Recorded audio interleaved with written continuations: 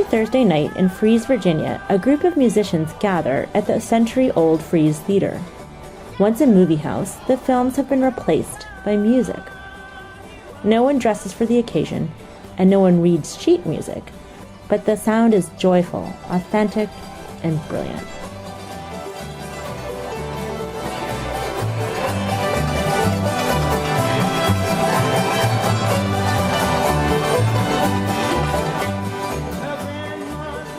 Fries is a stop on what most Virginians know as the Crooked Road.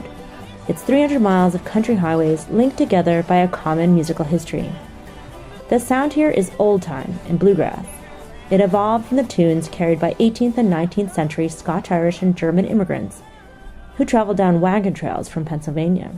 These old country roads are still steeped in the tradition of making instruments, from guitars and banjos to mandolins and fiddles. And those that make them, called luthiers, are revered here.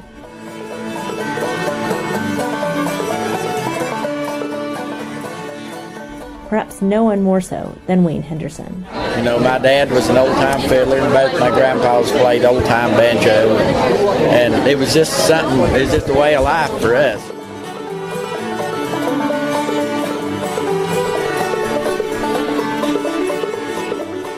Each June, he runs an annual guitar festival in Grayson Highlands State Park. Mr. Henderson is one of the many along the Crooked Road who strive to maintain the region's rich tradition of old-time music.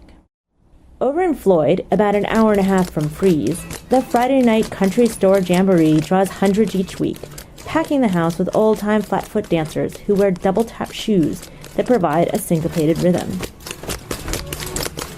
Jackie Martin, a local dancer, explained what draws the crowd. It's just our heritage around here, and just brings a lot of joy to everybody. It's who we are and what we are, and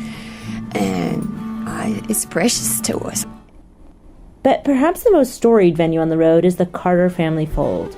That's where Johnny Cash played his last concert. Each Saturday night at the Fold, old-time groups take the stage, and dancers fill every seat. Music is in the blood here, taught to children and celebrated in a new permanent exhibit at the Blue Ridge Music Center.